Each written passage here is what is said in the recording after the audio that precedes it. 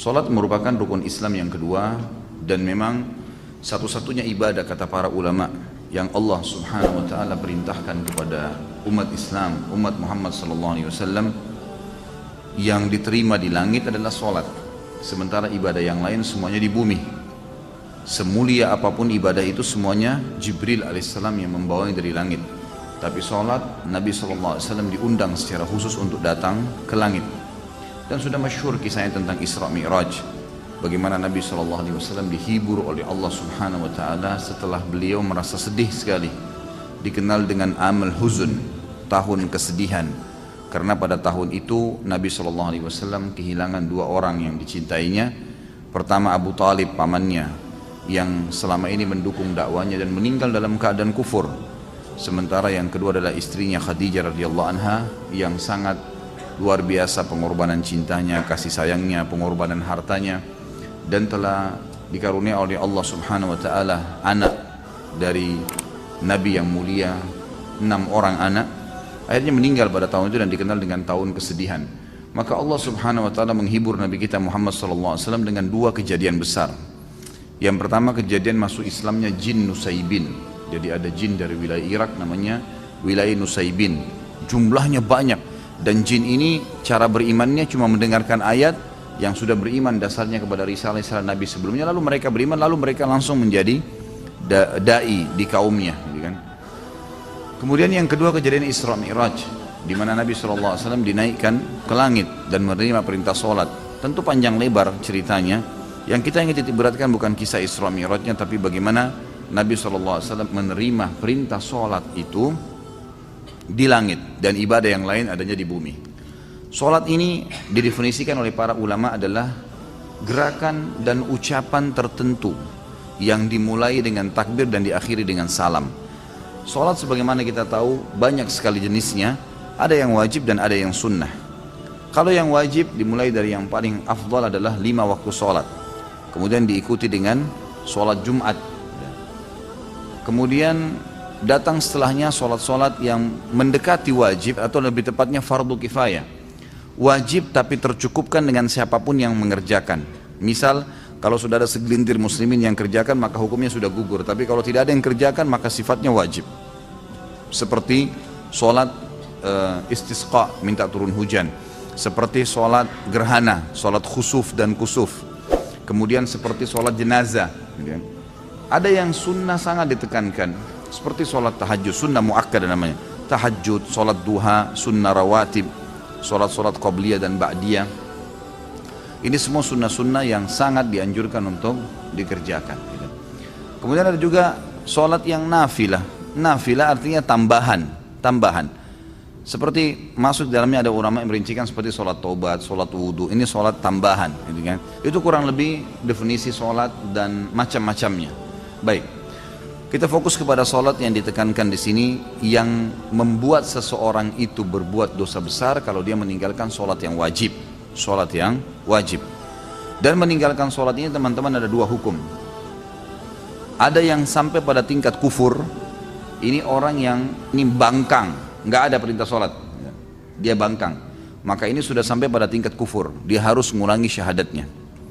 Kalau dia meninggalkan sholat malas-malesan, kapan dia mau dia sholat, kapan dia tidak mau enggak, kapan diawasin dia sholat, maka ini hukumnya dosa besar. Imam Adz-Dzahabi mengatakan meninggalkan sholat diangkat pertama dalil oleh beliau surah Maryam ayat 59 sampai ayat 60. A'udzu billahi minasyaitonir rajim fa khalafa min ba'dihim khalfun adha'us salata wattaba'us syahawat fasawfa yalqawna gayya illa man taba wa amana wa amila salihan fa ulaika yadkhulunal jannata wa la yudlamuna syai'a. Maka datanglah sesudah mereka, jadi ada orang-orang kalau tidak sholat, maka apa yang terjadi? Akan datang generasi juga yang tidak sholat. Keduanya buruk nih. Pengganti yang jelek akan lahir dari orang-orang yang tidak sholat tadi, karena penggantinya juga generasi mereka nanti akan menyia-nyiakan sholat. Dan akhirnya setiap orang yang menyia-nyiakan sholat akan menuruti hawa nafsunya. Maka mereka kelak akan menemui kesesatan dan kesusahan hidup. Kecuali orang yang sempat taubat, lalu beriman kepada Allah, lalu beramal saleh, maka mereka lah orang-orang yang nanti kalau meninggal akan masuk ke dalam surga dan mereka tidak dizalimi sedikit pun. Allah subhanahu wa ta'ala juga berfirman di dalam ayat yang lain, surah Al-Ma'un ayat 4 sampai ayat 5. A'udzu billahi minasyaitonir rajim, fawailun lil musallin alladzina hum an salatihim sahun. Celakalah bagi orang-orang yang salat. Maksudnya adalah orang-orang yang lalai dari salatnya. Kata ulama tafsir adalah orang-orang yang sengaja menunda-nunda salat sampai keluar dari waktunya.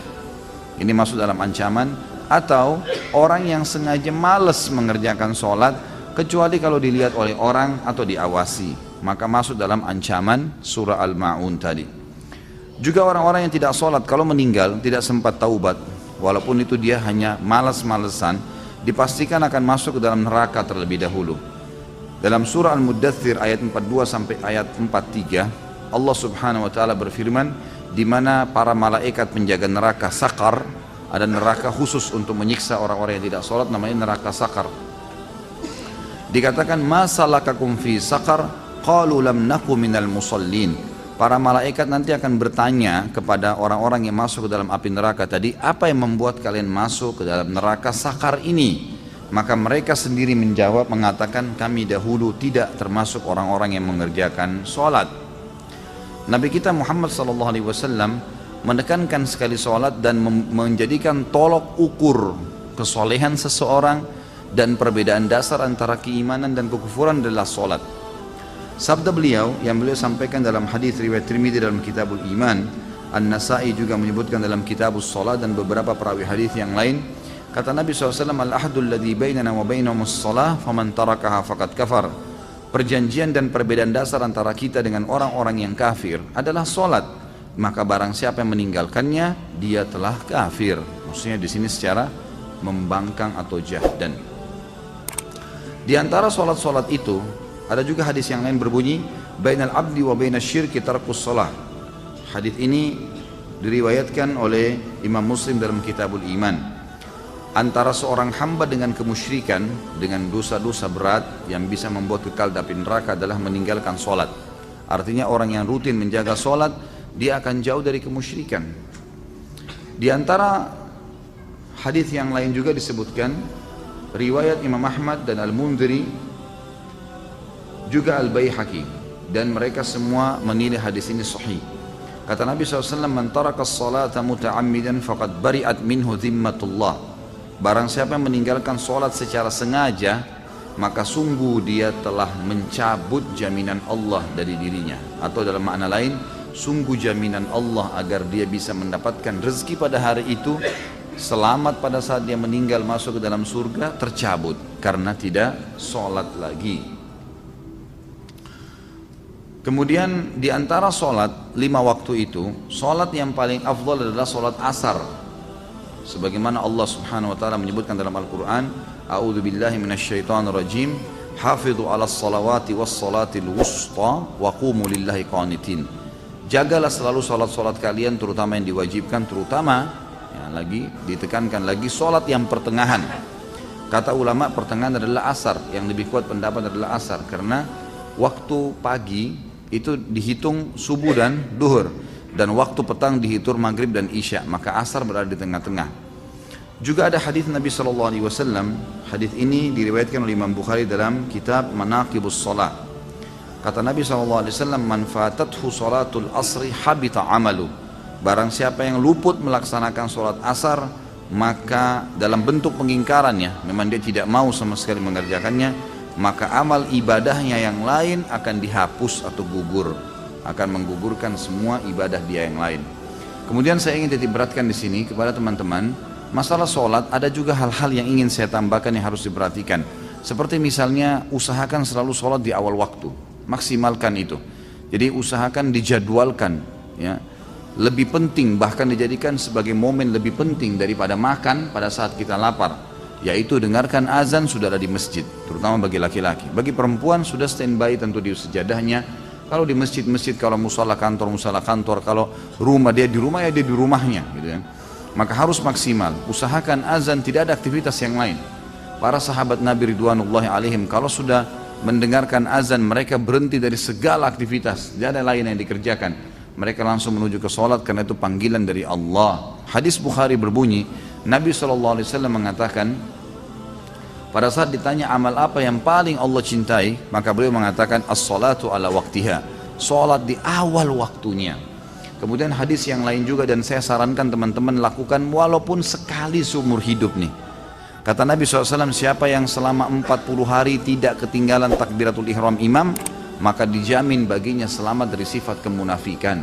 Insya Allah tidak akan pernah dusta seumur hidup, tidak akan pernah memungkiri janji, dan tidak akan pernah juga dia mengkhianati amanah. Yang kedua teman-teman sekalian, usahakan dalam sholat menghadirkan kehusyuan, konsentrasi. Khusyuk ini wajib, namanya tumaknina, ketenangan dalam sholat. Dimulai dari tenangnya seseorang mengucapkan bacaan, gerakan, melakukan gerakan, jadi Allahu Akbar dengan tenang.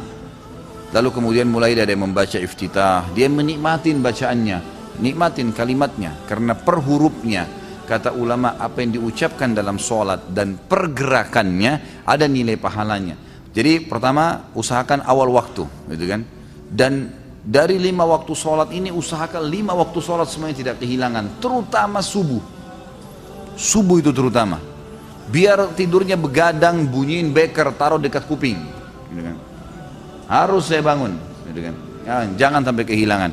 Karena kata Nabi SAW, siapa yang sholat subuh, khusus subuh disebutkan, berjamaah di masjid, dia akan dibawa naungan Allah sampai subuh besok. Gak akan celaka, gak akan diganggu orang, dan seterusnya, gitu kan? Gak akan diganggu oleh syaitan, gitu kan? Akan dilindungi. Dalam hadis yang dikatakan akan dilindungi dari segala keburukan termasuk syaitan. Yang kedua tadi saya sudah bilang, bagaimana seseorang itu konsentrasi dan khusyuk, gitu kan? Yang ketiga, melakukan gerakan sholat secara khusus. Kita bahas masalah gerakan sholat sesuai dengan ajaran Nabi SAW. Jadi jangan sampai gerakan sholatnya salah, gitu kan?